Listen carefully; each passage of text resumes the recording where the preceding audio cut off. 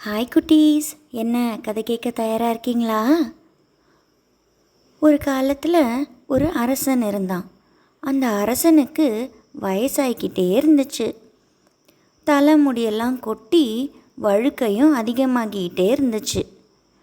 அரசனுக்கு தன்னோட கம்பீரம் குறைஞ்சிடுமோன்ற கவலை அதிகமாக போய் ஒரு நாள் அரசவையோட தலைமை மருத்துவர்கிட்ட தன்னோட வழுக்கைக்கு ஏதாச்சும் ஒரு நிவாரணம் இருக்கான்னு கேட்டான். தலைமை மருத்துவனும் மன்னா இதுக்கு மருந்தே கிடையாது அப்படிங்கிற உண்மையை சொன்னார். அரசனுக்கு அந்த பதில் பிடிக்கலை. ரொம்ப கோபமடைஞ்சார் அந்த மன்னர். ஆத்திரம் தலைக்கேறி தலைமை மருத்துவனை சிறையில் அடைக்குமாறு உத்தரவிட்டான் மன்னன். ஊரில் இருக்க எல்லா சிறந்த மருத்துவர்களையும் வரவழைச்சான். ஒரே வாரத்தில் தன்னோட பிரச்சனைக்கு முடிவு கண்டுபிடிக்கணும்னு கட்டளையும் போட்டான். வந்திருந்த மருத்துவர்கள் எல்லாரும் ஒன்றா சேர்ந்து விவாதிச்சாங்க. அரசன்கிட்டேருந்து எப்படி தப்பிக்கிறதுன்னு தீவிரமாக யோசிச்சுக்கிட்டு இருந்தாங்க.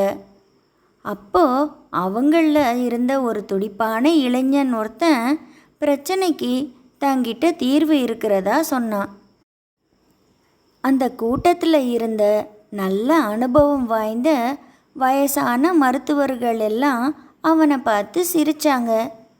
என்ன, வழுக்கைக்கு தீர்வா? போய் வேறு வேலை இருந்தால் கவனிப்பா அப்படின்னு சொன்னாங்க.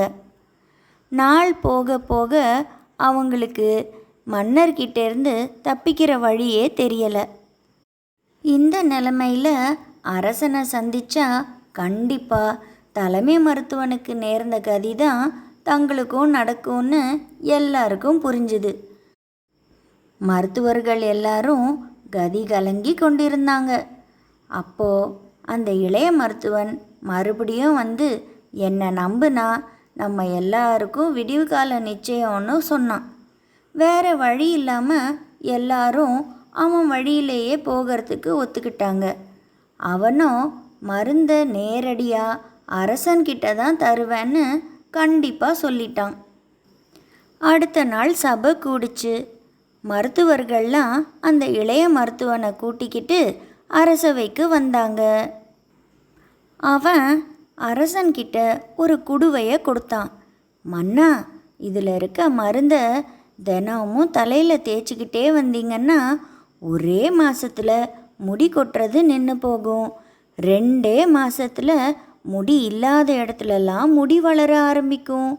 6 மாதத்தில் கரு கருன்னு தலையெல்லாம் தலைமுடி அழகாக வளர்ந்துருக்கும்னு சொன்னான். இதை கேட்ட மன்னனுக்கு அளவில்லாத மகிழ்ச்சி. இப்போவே அந்தப்புறத்துக்கு போய் தலையில் மருந்தை தடவிக்கிறேன் அப்படின்னு கிளம்புனாரு. அப்போது மருத்துவன், மன்னா, இந்த மருந்து வேலை செய்யணுன்னா அதை தலையில் தடவிக்கும்போது நீங்கள் குரங்க மட்டும் நினைக்கக்கூடாதுன்னு சொன்னான். அந்த முட்டாள் மன்னனும் சரின்னு சொன்னான். மந்திரிக்கிட்டேருந்து மருத்துவர்களுக்கு பொன்னும் பொருளும் கொடுத்து சிறப்பான மரியாதை செஞ்சு அனுப்பி வைக்க சொல்லிட்டு அந்த புறத்துக்கு வேகமாக போயிட்டான். மருத்துவர்களும் தப்பிச்சோம் பிழைச்சோன்னு ஊரை விட்டே ஓடிட்டாங்க. அந்த புறத்துக்கு போன அரசன் அந்த குடுவையை கையில் எடுத்து அதில் இருந்த மருந்தை தலையில் தேய்க்க போனான். அப்போது அவனுக்கு மருத்துவன் சொன்ன பக்குவம் கவனத்துக்கு வந்தது. குரங்க நினைக்கக்கூடாதுன்னு நினச்ச உடனேயே குரங்கை பற்றி நினைக்க ஆரம்பிச்சிட்டான்.